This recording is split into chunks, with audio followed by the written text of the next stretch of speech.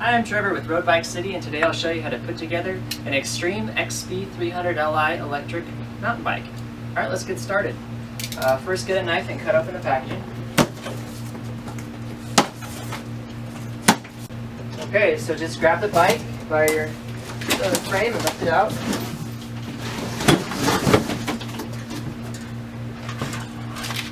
Pull out your user manual, this is really important. And pull out your bag of goodies here. It'll have your charger, derailleur cover, tool set, pedals, and a light. If you don't have a work stand, don't worry about it. You can assemble this on the floor. Be really careful not to cut any cables, cut the tire, or scratch your paint while you're taking the packaging off. We can put the handlebars on first. Grab an Allen key tool or the tools out of your toolkit that it came with. The 4mm tool is used to put these bolts on. You want to loosen each bolt one at a time and take them out completely. Once you have the clamp off, just grab your handlebars and flip it up. Make sure the fork is forward, of course. The shifter is going to go on the right side. The pedal assist red button is going to go on the left. And the cords should be in front of the handlebars. Don't worry about getting the handlebars perfect yet. Just worry about getting them mounted on there. Put one bolt back at a time. It's not worried too much about tightening down all the way right now because we're probably going to want to adjust the position of the handlebars later when we get on the bike. Alright, so once the front handlebars are on, we can move on to the next step, which in this case will be the pedals.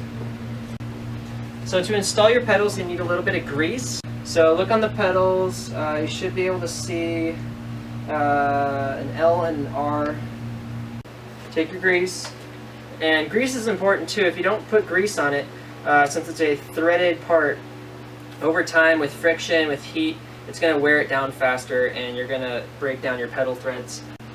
So just move it around and make sure it's around there. It's good to have a cloth on hand so you can wipe your fingers off when you're done.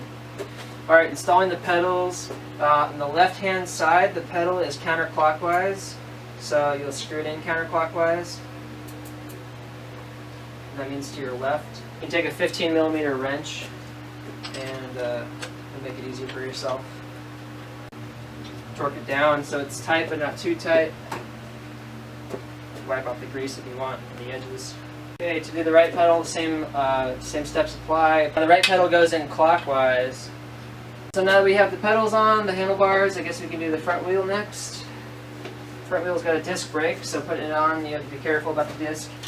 Move the packaging, grab your quick release tool, which should have come attached to the wheel. Remove the little warning sign. Unscrew the knob at the end and take off one of the cones. The cones should always face the narrow end inward towards the wheel. You notice this one's already like that. Okay, the quick release lever always goes on the left side of the wheel. In this case, the side with the disc brakes. And the other side, you want to put the cone spring, the narrow edge inward, and then use the little nut and screw it on there. Not too much. Just put the front wheel into the fork, put the disc between the pads, and screw the quick release lever so it's tight, keeping it open, and to close it, just click the latch. Let's install the rack next. To install the rack, first loosen up this bolt right here on the bottom part, turn this little piece around, okay, and just tighten the bolt back up. Same thing on the other side. Alright, so your mounting points have the bolts in them already. Take the stand, put it approximately in place. Okay, to mount on this part, just take the bolt, put it in this little lower portion of the rack mount, and secure it. For these mounts, you'll need to, you can just hand loosen it. Alright, so put the arm into it. You need it to be on the very edge. Move the rack forward just enough. Now that you have it in place approximately, take your bolt, put it back through. slide through the hole in the arm now. Finger tighten it on. Use your crescent wrench on one end. And tighten it down the rest of the way. Same deal here. Make sure you tighten this joint as well so that it's nice and sturdy. Okay, this rack is not meant to carry more than 15, 20 pounds, so don't try to sit on it as you will bend this little aluminum piece here. So let's put on this derailleur cover guard. There's 2 bolts down here that secure above the derailleur. Just take those off with a 4mm Allen key.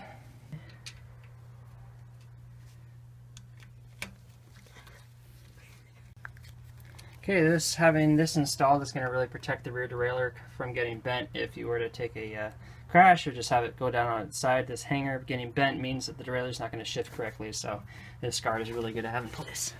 Check out the charger port. If you just unwrap the packaging and rip it apart, you'll see that the charger goes just like a laptop charger. Okay, one end goes into the wall, one end goes into the bike.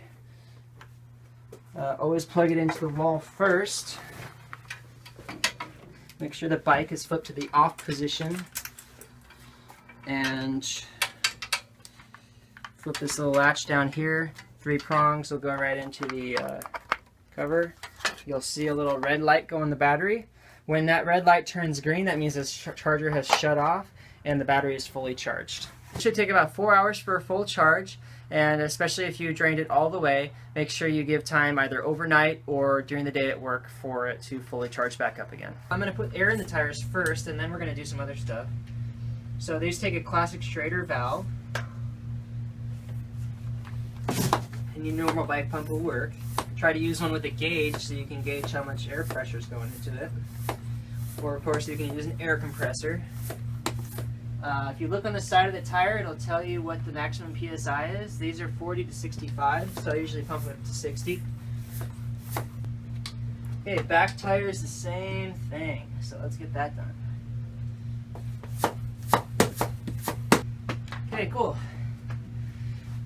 Alright, I put air in the tires, so now I want to check the brakes and make sure they're good. Obviously it's grinding a little bit. The pads are really close to each other. The wheel is perfectly aligned. So I'm just going to loosen the cable here. This adjustment takes a 5mm Allen key. If you can see that, there's a bolt right here, the part that says wind zip on it. Just loosen that until the cord comes out and slips away. Okay. Then move the arm so you can kind of feel it touch the edge, and then loosen it up a bit. If you look at it, you'll see the brake pads fall away, go back. We'll do it so that there's just a little bit of empty space right there between the pad and the disc. And then tighten it back down. What you want to feel is putting the lever down about halfway, and then the rest of the way is you clamping tight on it. Now there's barely any noise, and it still stops really good. Back wheel, no noise at all. And that clamps as well, so it looks like that's really good. One of the last things to do is adjust the handlebars. Make sure you're kind of standing over the bike the way you want to see it. Everything's good. Okay, that's pretty comfy. It's actually just about right, so I like it where it is. I'm going to go ahead and just cinch these bolts down. Let's take the bike outside and do a test ride. We'll talk more. Let's check out the battery. Come on in close. You'll have 4 keys with you. This is the ignition switch. It's in the off position to start with, and you just flip it to on, and you can press this red button here. It'll show you the lights lighting up. That's where the battery indicator shows. The locking mechanism right down here. Take the key, slide it in, and if you turn it that way, the battery should be unlocked and it comes right out of its little slot. And this way it makes it really easy and convenient to charge and bring it up to your house or apartment. Okay, so putting it back on the bike is pretty simple. There's a little slot here you slide into, so just lock into that slot.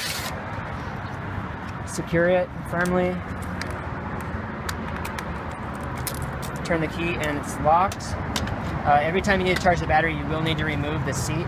One thing we've noticed is that this battery will clank around right here. If you want to take a little strip of Velcro or some sort of foam and put it right here on both sides of the battery, that'll stop that entirely from happening. You'll see on off-road uses when you're doing that.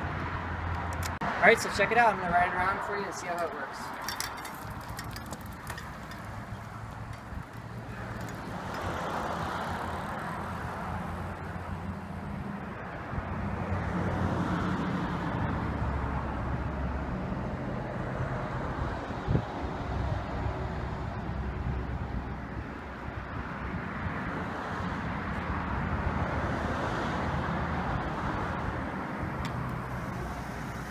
Alright, so there are two modes to operating this bike. There's a throttle only mode where you pull the throttle and it goes.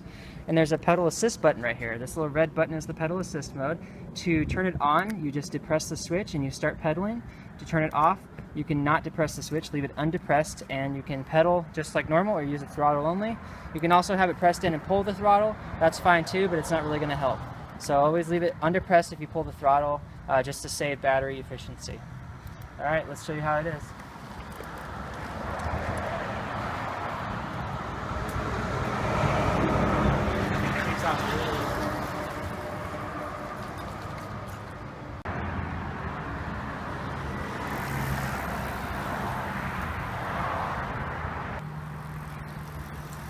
Alright, so that's the Extreme bike. It's really fun to ride. It makes all the hills totally even, so it doesn't even feel like you're going up the hill.